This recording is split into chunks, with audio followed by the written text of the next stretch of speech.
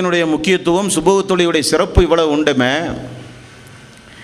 பொதுவாங்க நம்முடைய தாயை பற்றி பேசினா நமக்கு கோபம் வருமா வராதா? கண்டிப்பாக வரும். ஏன்னா பெற்று வளர்த்தின தாய் நம்ம ஏதாவது ஒரு மனுஷனுக்கு ஏதாவது தீங்கிழிச்சு அவன் நம்மளை திட்டலாமே தவிர தாயை திட்டும்போது கொஞ்சம் கோபம் ஜாஸ்தி வரும். மனைவியை திட்டும்போது கோபம் வரும். பெற்ற மக்களை திட்டும்போது கோபம் வரும். கூட பழகிய நெருங்கிய நண்பர்களை ஏசும்போது நமக்கு கோபம் வரும். இப்படியெல்லாம் கோபம் வருதா இல்லையா? நமக்கு யாராவது நம்மளை பார்த்து உனக்கு ஈமான் இல்லைன்னு சொன்னால் நமக்கு எதாவது கோபம் வருமா? போங்க பாய், நீ என்ன பாய் சொல்கிறீங்க அப்படின்பா. அவன் அந்த திட்டுறதை விட பாரதூரமான வாசகமாக்குன்னு சொல்கிறான். சும்மா தமாஷ் பண்ணாதீங்க பாய், உள்ளத்தில் ஈமான் இருக்காடா உனக்கு அப்படின்னு சொன்னால் சிரிப்பான். அவனும் சேர்ந்து சிரிப்பான். என்ன இவர் இப்படியெல்லாம் பேசுகிறாரு. அதே மாதிரி ரசூல் ஸல்லல்லாஹு அலைஹி வஸல்லம் பயன்படுத்துகிற அந்த வாசகத்தை பார்த்தீங்கன்னு சொன்னால் அந்த தன்மையை நாமெல்லாம் உணரலையோ அப்படின்னு தோணுது. சஹாபாக்கள் சொல்கிறார்கள், பகிரங்கமாக தெரிந்த முனாஃபிக்குகள் மட்டும்தான் எங்களோடு ஜமாத்தோடு சேர்ந்து தொழமாட்டார்கள். சஹாபாக்கள் அறிவிக்கிற வாசகத்தை பாருங்க.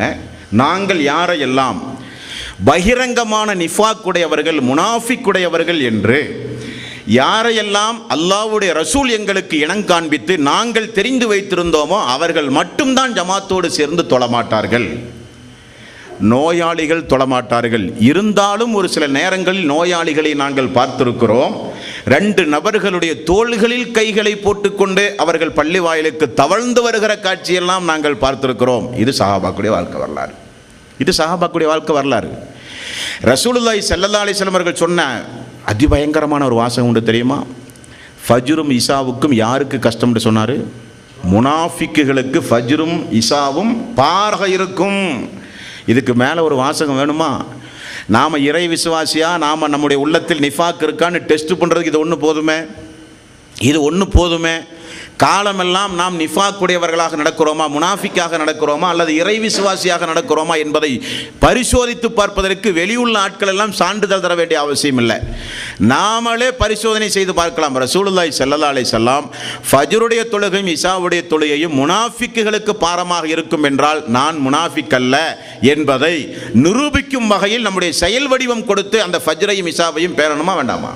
ஏன்னா அல்லாஹ்வுடைய ரசூல் கடுஞ்சொல்லை பயன்படுத்திட்டார். பொதுவாக ரசூல் ஸல்லல்லாஹு அலைஹி வஸல்லம் யாரையுமே கடுஞ்சொல்லை கொண்டு பயன்படுத்தவே மாட்டார்.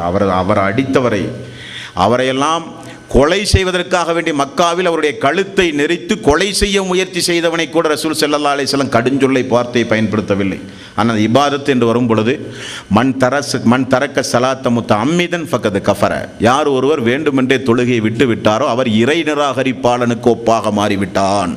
வட்டி வாங்கினவனுக்கு ரசூலுல்லாஹி இதை சொன்னாரா? திருடவனுக்கு ரசூலுல்லாஹி இதை சொன்னாரா? விபச்சாரம் பண்ணவனுக்கு ரசூல் ஸல்லல்லாஹு அலைஹி வஸல்லம் சொன்னாரா? இல்லை. தொழுகை என்பது அந்த அளவுக்கு முக்கியத்துவம் வாய்ந்தது. தொழுகை என்பது அந்த அளவுக்கு பாரதூரமானது. ஆகவே ஃபஜ்ருடைய தொழுகையும் இஷாவுடைய தொழுகையும் நம்முடைய வாழ்வில் கட்டாயம் கண்டிப்பாக பேணப்பட வேண்டிய ஒரு தொழுகை என்பதை நாம் கவனத்தில் கொண்டு நம்முடைய வாழ்வில் அந்த தொழுகைகளை பேணி நடக்கக்கூடிய நன்மக்களாக நாம் மாற வேண்டும். எல்லாம் வல்ல அல்லாஹ் தஆலா தொழுகையில் பேணுதல்